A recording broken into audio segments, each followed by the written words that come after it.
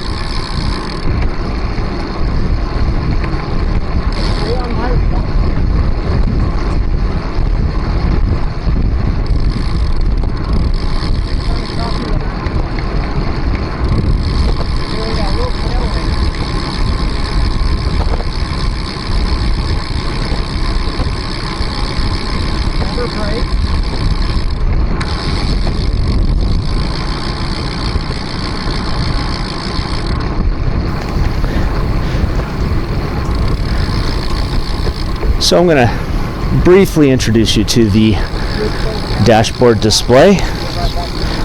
This one's fairly intuitive. There's not a lot of data on here, mostly because the course is flat. And what we have, starting on the left-hand side of the screen, you'll see that we're at 61% of max. That's our heart rate. And so right now we're just kind of rolling along fairly gently, keeping it in an easy gear. And you'll notice on the right hand side we're at a 1 out of 10. So we should be in our easiest gear.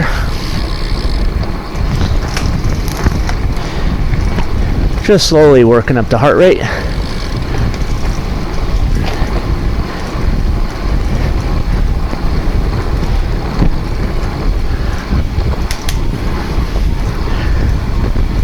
On the bottom of the screen, you'll notice a graph. Looks like a hill, but it's our heart rate.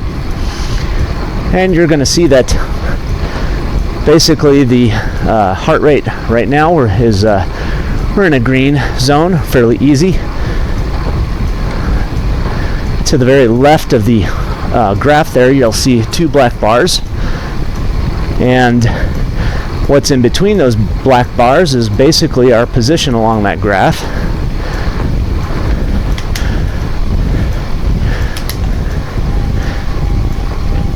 So right now we've jumped into a 4 out of 10 for the resistance. That's because we're up front, taking a little pull, and we're going to back it off down to a 1 or 2 out of 10. As we slowly drift in behind the pack. Keeping our cadence pretty gentle, not real fast. We're going to pick that up in a little bit, but right now we're just warming up the legs.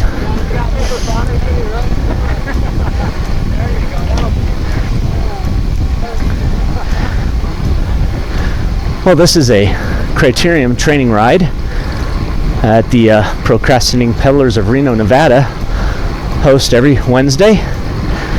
And it's a fun group ride designed for beginning cyclists as well as more advanced cyclists. And basically, as the ride progresses, it gets harder and harder. And what you have remaining at the end of the ride are the faster cyclists. So what we do is we start up nice and slow, warm up the legs, and in about 20 minutes or so, we're going to pick up the pace and make it a little more difficult. But this is a training ride for a Criterium type racing. This is one of my favorite events. I really enjoy the crits. A lot of strategy involved, a lot of work.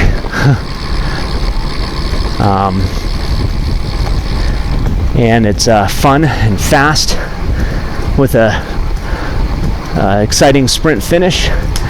And every single time you do a crit race, it's different from the time before.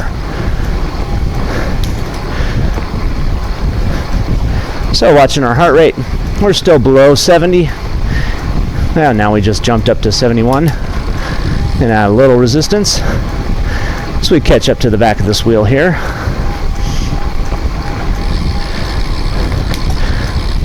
Today's ride is about an hour. I'm going to try to knock out some strategies for training for criterium races, as well as strategies that you might want to implement if you actually find yourself racing a crit. You know, for the first thing, really for riding in a crit is being comfortable in a pack with a group of people. Can't be shy. We need to learn how to ride up close to the person in front of us, maintaining a clearance of 6 inches to a foot, depending on the winds, depending on your speed, and how much draft you really want to get. But riding close without overlapping wheels, a real good thing to practice. If you have a group of friends or somebody who you trust and can ride a straight line without too many changes in speed or direction, you can really practice on getting right up to that wheel and trying to get as close as you can. And then at the same time, you can even practice other techniques like bumping wheels. This is something that we want to do intentionally, because if you actually find yourself bumping wheels in a race or a ride, you don't want to panic and go over the wheel and wind up falling off the bike. And so you can actually practice this technique by riding alongside a cyclist and make sure they're holding a straight line, and just tap your front wheel against their back wheel and let it bounce off and take you away. Then go in again and just tap and bounce away. Additionally to that, you might want to practice bumping shoulders, because this happens all the time in a crit. So ride right alongside your friend and just lean into him and let him or her lean into you and bump shoulders. You can even push each other a little bit and see how that feels. Ultimately, you want to be comfortable riding up close to people. You want to be comfortable touching. Handlebars touch a lot. We have to be careful about crossing brake levers and handlebars, because that gets a little more challenging to get out of that situation.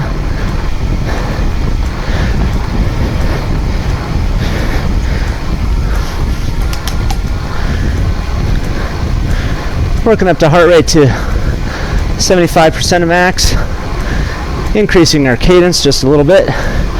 At 90 RPM, the speed of the ride is picking up just a bit.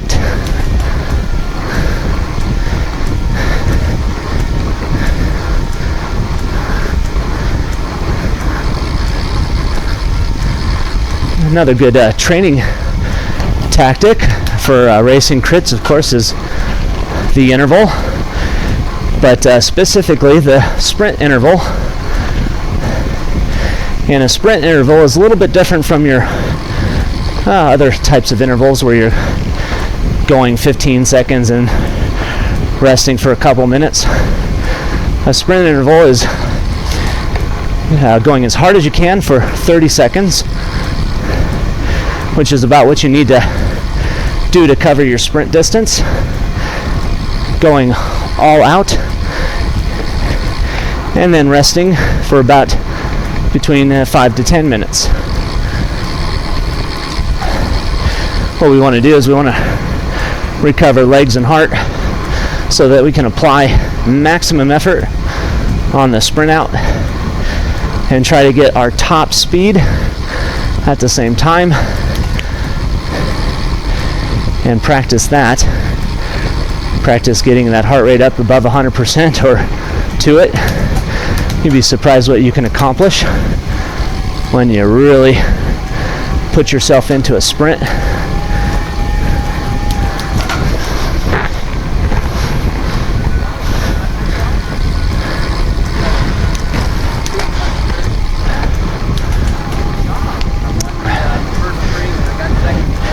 And while you're doing that, what you want to practice is, or what you want to look at is, at how long can you maintain that maximum effort. You know, you're sprinting, you're going 100%, and your heart rate takes about 30 seconds to catch up to your power out. So in about 30 seconds, all of a sudden, your heart rate's showing 100% of max, and you want to see how long you can hold it there, and you want to see what your speed is. And during that process, if you have the opportunity to look at your speedometer, you want to see at what point during your sprint you're hitting your max velocity.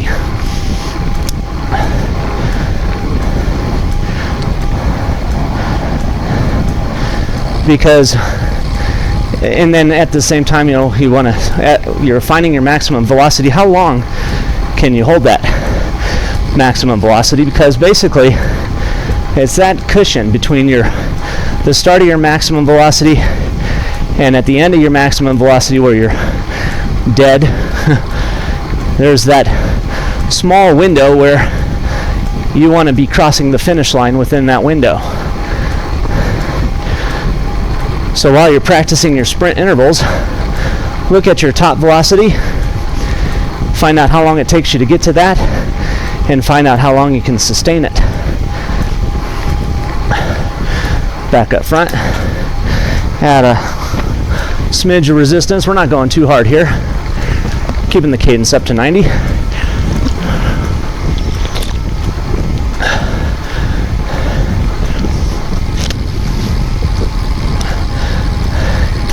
And bring it back down. We're still warming up. We got a few more minutes.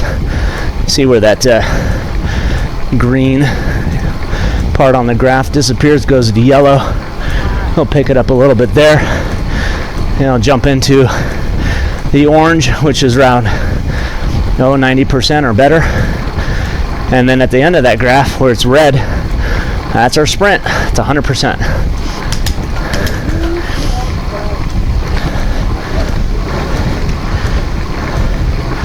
So you're looking for your top speed, and you can experiment with different things like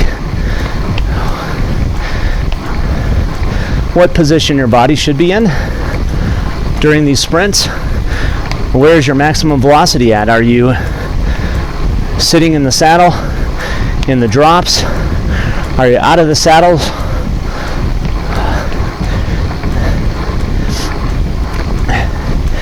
And if you observe some of the great sprinters of our days, they all have a little bit different sprinting style.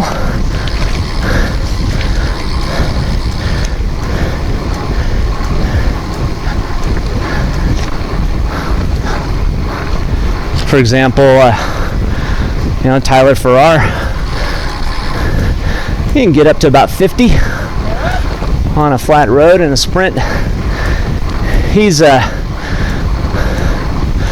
He'll typically be sprinting with his hands in the drops and his butt out of the saddle, but he's pretty close to the saddle and he's trying to stay low and tucked, elbows bent, and he's just piling on massive power and pressure on those pedals. Whereas Tor Hushoff, for example, might start his sprint out of the saddle, but he'll finish it in the saddle or close to it, just grinding away. Mark Cavendish, Very similar sprint to Farrar. So there's very differing styles, but not a whole lot of difference. Mostly it's power, acceleration, and time and distance, how long you can maintain that maximum effort at, and where you're at your max speed.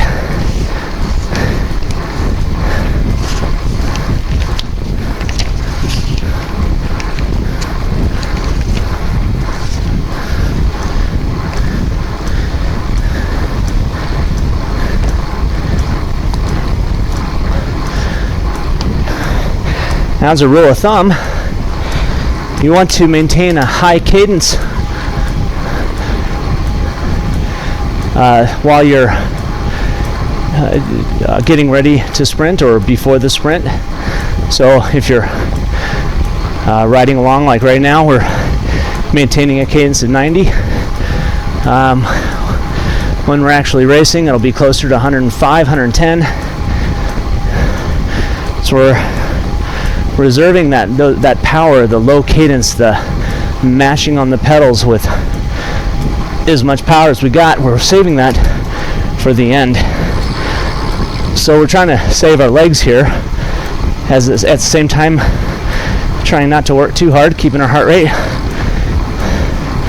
at a controlled level.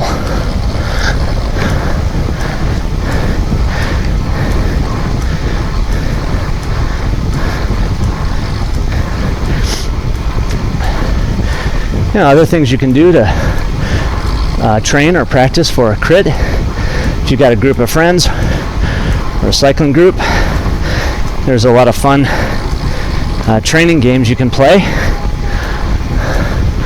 Like the missing out, for example, is one. That's a fun one. And a missing out is basically, say you start out with 10 riders and you're doing laps like we're doing here. What you try and do is you try not to be last across each finish. Picking up our cadence here.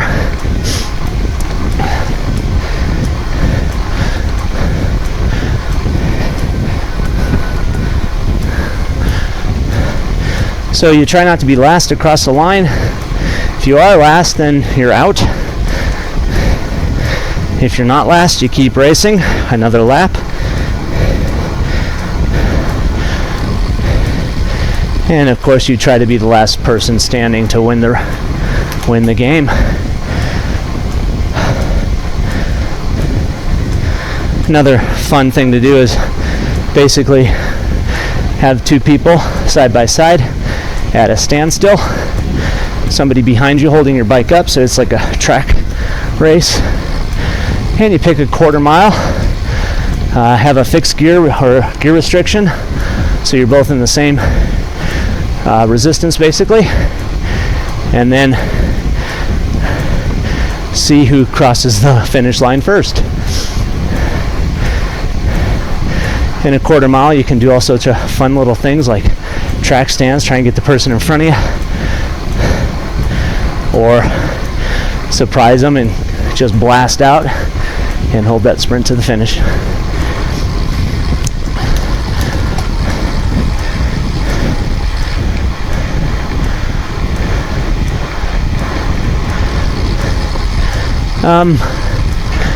While you're training, practice drafting. Getting up close to people is just a part of the discipline of drafting. Drafting requires an ability to kind of sense where the wind is coming from. And this is a great course because off to the left there is a wind barrier for the jets, so they don't blow the trucks over, I'm assuming. But we always get a crosswind out of the northwest there, and we get behind that barrier and that crosswind turns into a headwind, and then right about here it's turning into a tailwind.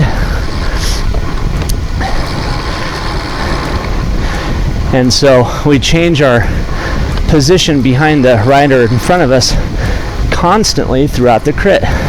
It's never the same place twice. And now we've got a crosswind from the right, and we're going to echelon a little bit to the left of the cyclist in front of us.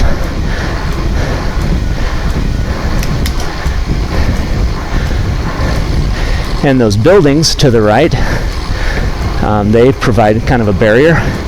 So we'll intermittently have a headwind, and then we'll come between the buildings, and we'll see a crosswind again. And so it's always changing, and you're always fishing for the perfect spot or the best spot. Sometimes to the left, sometimes to the right, sometimes immediately behind. And learning where that wind is at can help you win a race.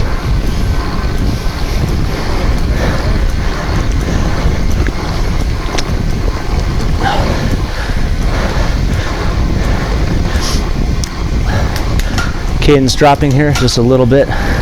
So resistance is changing a lot, and that's as a result of the different positions that we are behind the cyclists in front of us. And the winds here are kind of weird.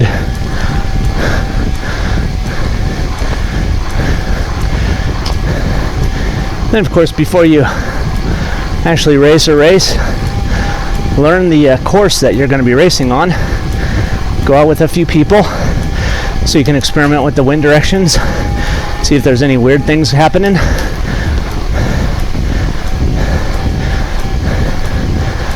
With the wind, that is. Look for problems with the road, things that you want to avoid if you're racing.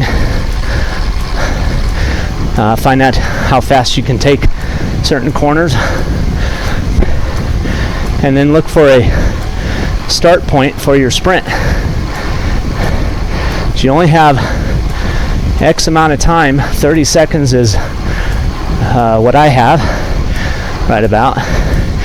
Find out at what point you need to start to crank it up for 30 seconds, hit your max speed, cross the finish line first. For me, it's that little box to the right. I'm just passing up right about here. This is where I start. But it'll vary from race to race, and depending on whether you're in a pack, whether you're with just one or two people. So it's a dynamic thing. But you should know where you want to start your sprint at, how long you got. And pre-writing the course will help you do that.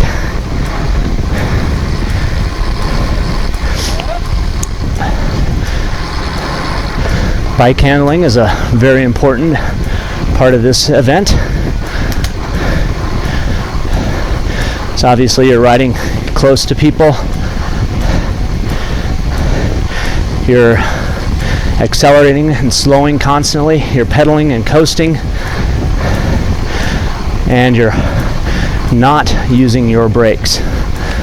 The brakes are a last resort, but I can almost guarantee you, if you hit your brakes, some family man behind you is going to crash. Now hit your wheel and you'll take him down, or her. And that's just no way to go on a recreational, fun, non-paid event. The pros take bigger chances, take bigger risks, get in bigger crashes, but for the sake of our training here, we're going to assume that we're recreational riders entertaining the thought of racing, or we're Cat 4, Cat 3, just trying to get in a workout. But regardless, we don't want to crash. But just in case we do, should shave up those legs.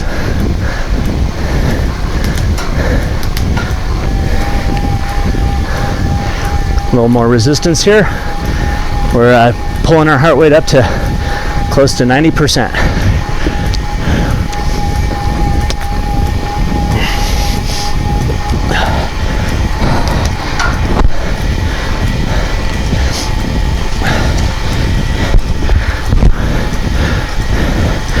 The race is almost on.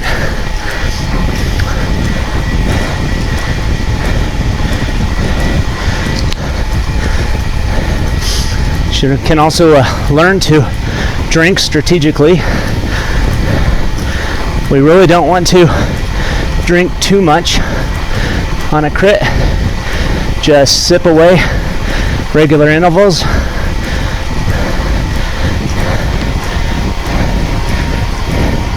Let's get that cadence up. 105. Picking up our speed.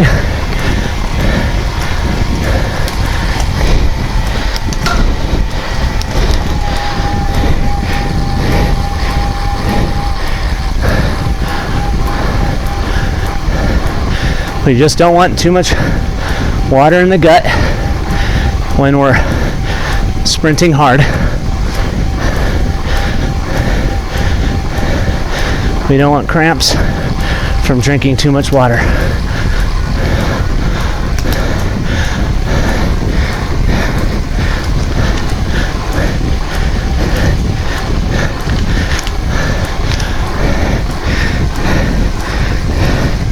So those are some of the things you can try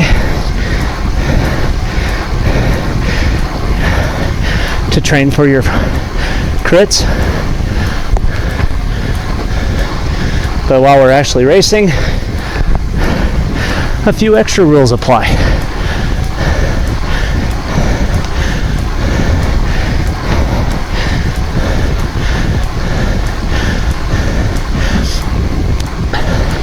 First, refuel, fuel and hydrate before the race. A couple hours, pre-hydrate. Shouldn't have more than one small water bottle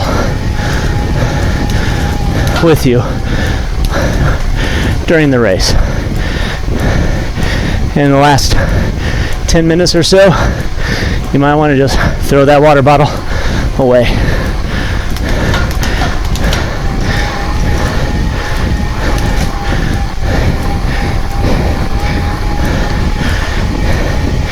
Nice high cadence here.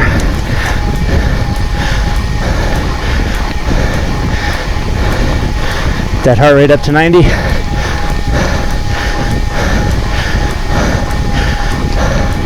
Prior to the race, inflate your tires to their max, 120.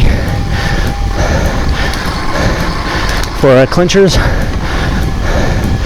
140, I'm guessing. For sew-ups. Show up early to the race. Get a nice warm-up. Get your number. You gotta warm up before the race. Anxiety is your main enemy. Things will just go wrong if you're too nervous. Good way to get rid of those butterflies is do a few warm-up laps, half an hour or so.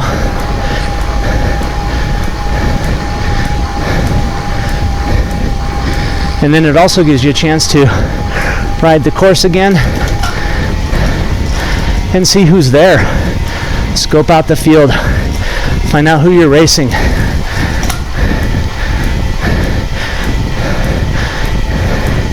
Look for people who can beat you on the same level as you can be or be beaten. I guess if you're not a sprinter, look for other people who aren't sprinters. See if you can work together, put together a breakaway or something, although those are really hard to pull off. If you are a sprinter, take a look around and see who else there has got some power. And if it's your first race, you probably don't know anybody, but as you learn the field, you'll see the same people and you'll know who's who.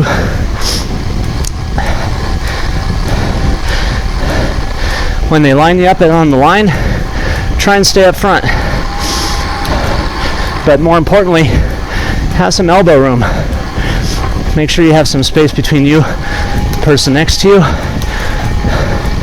because a lot of crashes happen right off the start. People can't click in, they're looking at their pedals instead of the person in front of them. All sorts of fun things.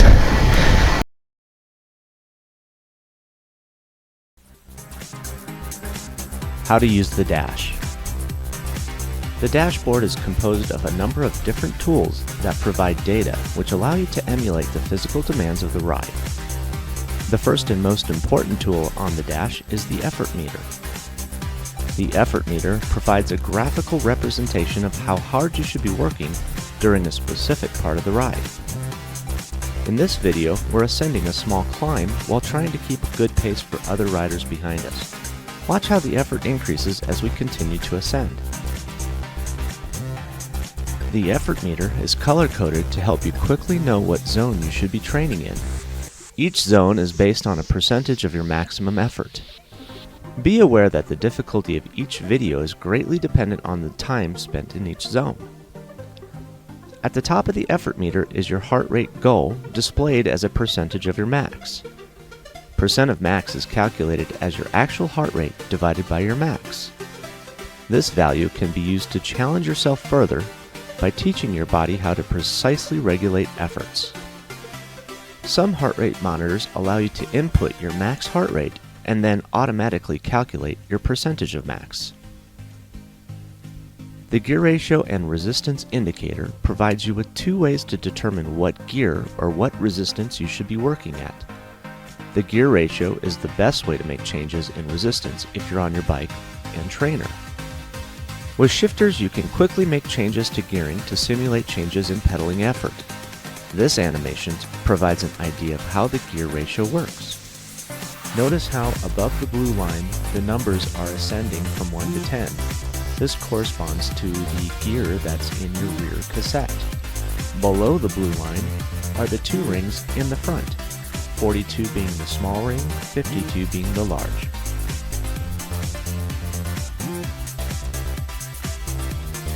The resistance value is a tool to be used if you're on a spin bike.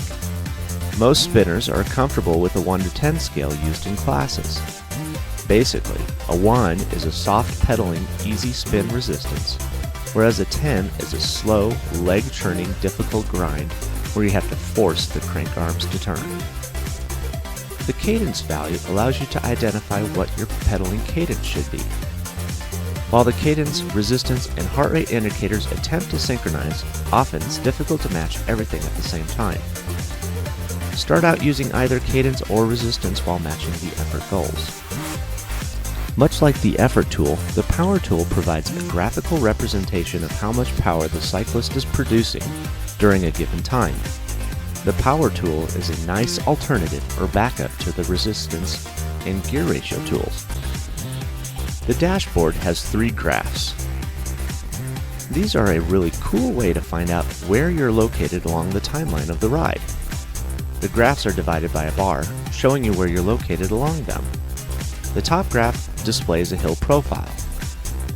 The middle graph displays the effort profile, and the bottom displays the power profile. Keeping your eyes on these are a great way to identify changes as they approach.